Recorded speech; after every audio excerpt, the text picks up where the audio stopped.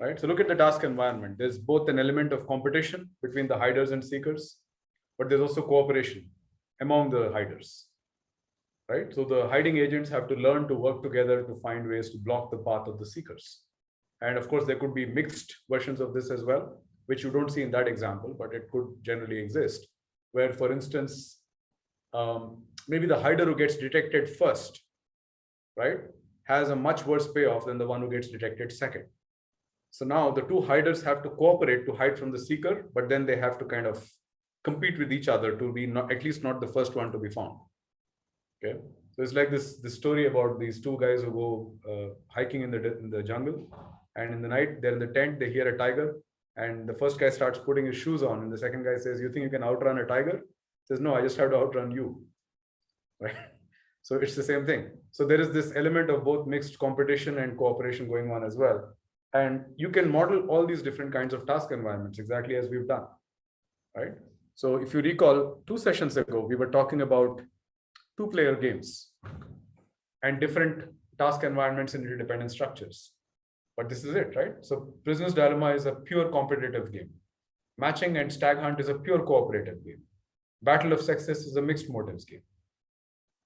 So they're really tackling the same sort of abstract problems that we are, except in their case, the problems are instantiated as these games. There are games here too, but the games here are very abstract games.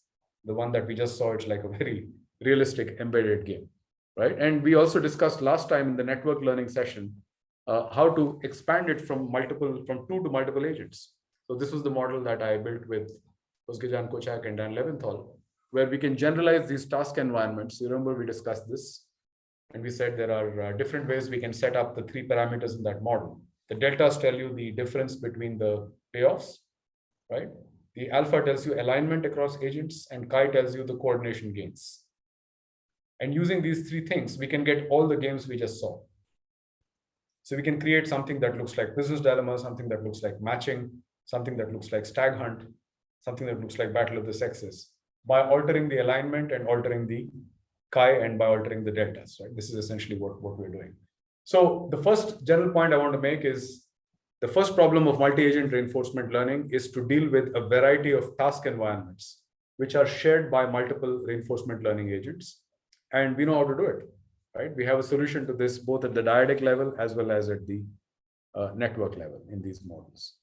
The second is the problem of scale, right? So obviously, as the number of actors increases, the cumulative combinatorial action space will jump exponentially. So if I have 2 possible actions and you have 2 possible actions, the joint state space is 4, right? But if there are 3 of us, then it's 8. If there are 4 of us, it's 16, right? So it's going to expand very, very dramatically. And that makes it quite challenging to deal with the modeling of how actors are responding to each other. And again, we have a solution. So do you remember what the solution was of how to go from dyads to arbitrarily large number of agents in a network? How do we deal with the complexity of that from the perspective of any single agent? Do we have every agent keep track of everybody else in the system and respond to them? No, we do what is called the super neighbor approach. Remember that, the super neighbor? So the super neighbor is like a single actor who is representing everybody else in your neighborhood, right? Technically, that is called a mean field approach. So a mean field approach here is to take all other actors and treat them as if they are on average 1 actor, and then I just respond to that 1 actor, right? So that's really the problem of complexity due to scale and how to deal with that. The other tools we have to deal with scale is simply networks itself. So using a network structure, we can build arbitrarily complex patterns of interaction between people. So we have the tools to solve that problem. The problem of non-stationarity. So to make sure we understand this, a stationary task environment, or a stationary bandit task, if you like, is one where there can be noise, but the expected payoffs to the actions don't change period to period. Okay, so if I'm a single actor playing a multi-armed bandit, let's say I'm a single actor and I have 2 choices, 1 and 2, and each of these has some distribution of payoffs. Okay, so this one is strictly better than this. Both have noise, but the distribution doesn't change. That's a stationary task environment. But in these games, If you look at any one of these games from the perspective of one of the players, let's say this player or that player, is this a stationary task environment? It's not, right? Because the expected payoff for each of my actions is changing over time as a function of what the other guy is doing. So this basic problem of non-stationarity happens whenever there is coupling of actions. Okay, so that's again something that we know how to deal with, and this is really at the core of what's going on with coupled learning, really. And finally, information structure. So who knows what? So again, this is something we know how to deal with using the mean field approach, the super neighbor approach. So effectively, as long as you know the aggregate behavior of everybody you are connected to, that's enough. We can get going. And of course, we are also using the principles like degrowth averaging to essentially figure out how information flows between actors in the system. So in our field, we have answers to these questions, which at least allow us to represent and to simulate. Okay. In CS, I think in addition, they're also trying to look for general results and theorems that can give mathematical properties of these systems. And that's a much harder task. And probably the single biggest reason why that's hard is this. Okay, the non-stationarity problem really is quite crippling. As you can see, if you read these two review papers carefully, the real challenge for these guys has been non-stationarity, because all the standard tools for stochastic processes become intractable when you're dealing with processes whose underlying behavior changes over time in ways we don't understand. Okay. Fortunately for us, we are rarely in the business of coming up with the normative benchmark, so the math is not that hard for us. So we have a much simpler problem, which is to say, given this is what the world looks like, it has these 4 features, can we at least give a computational account of what will be the emergent behavior in the system, right? And that we can do. And we have seen already the tools for tackling each one of these problems of multi-agent reinforcement learning, right? So in that sense, none of these is particularly a challenge for us to deal with. Okay. Let me also show you this extract from one of the papers. This is the one by Zhang et al., where they're showing us different ways of thinking about centralized and decentralized multi-agent reinforcement learning. What I'd like you to do is take a look at this for a minute and think of examples of each. So think about an example that fits in your view, multi-agent reinforcement learning or organizational learning, to use our language, which fits each of these.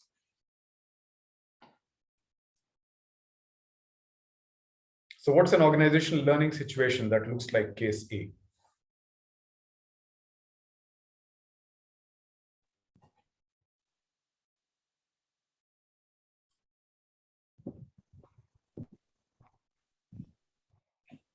So we could compare this to the structures we were discussing before. So A is like learning in a hierarchy, B is a flat team, and C is crowds. Nice, yeah. So the mapping is almost 1-to-1, right? Exactly. So, and if you remember last time we had this discussion on C. So is there any interaction between the agents in C? There's no influence, but there is interdependence, right? Because each agent's action on the system changes the result of other agents' actions on the system. Okay, so the system level feedback to the agents is effectively giving you an indirect signal of what the behavior of other agents is. So there is interaction between agents even in C, but there's no influence. And that's why they call this full decentralized system. So in this picture, in this paper, they're using the word centralization to refer to what? Network centralization, right? In fact, they conflate it also with decision centralization because A seems to have both.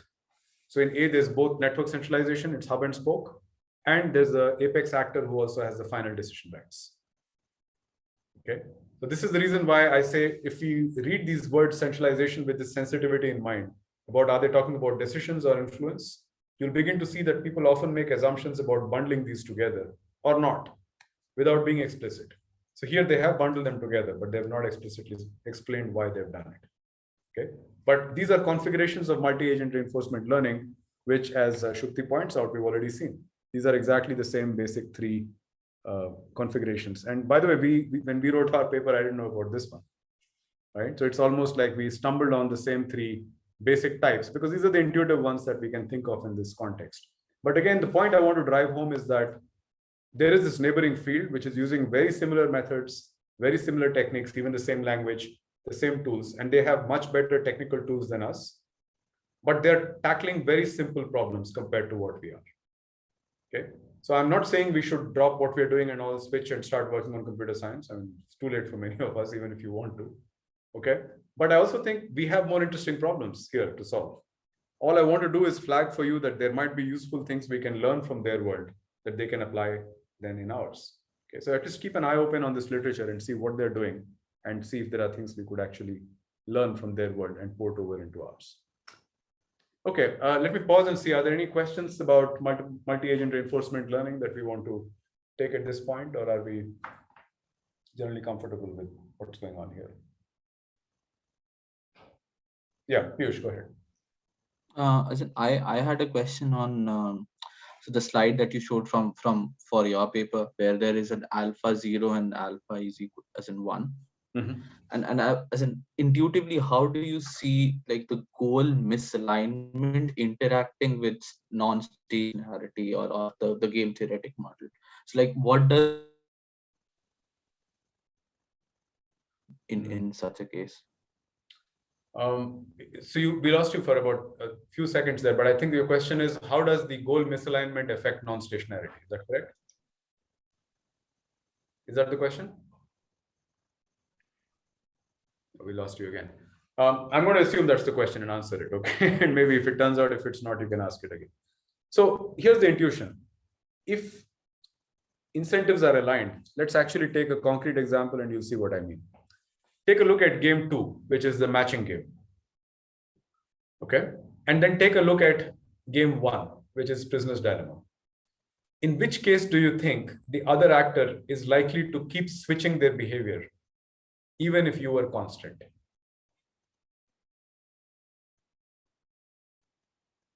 Right? Let me repeat my question. In comparing game 1 and game 2, table 1 and table 2, in which of these do you think the other player is more likely to change their actions, even if you were to hold your action constant?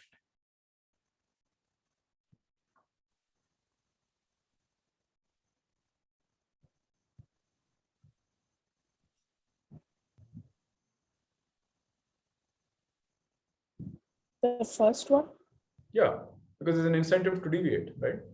So through exploration, if people find out that when you are doing something, if I do the other thing, I actually get better payoffs. You can learn that by trial and error. There's going to be more switching.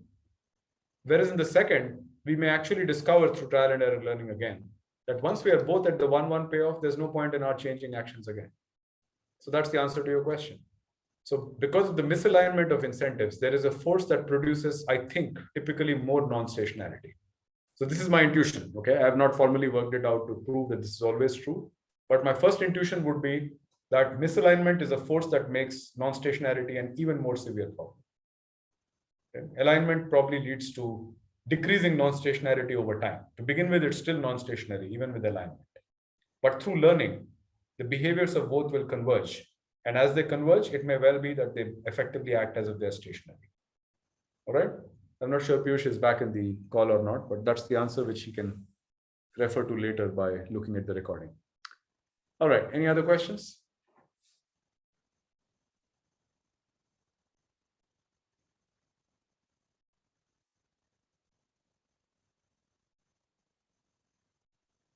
Okay, so then let me close off the formal part of the lecture series for this course. So just a quick recap of where we've been and where we've ended.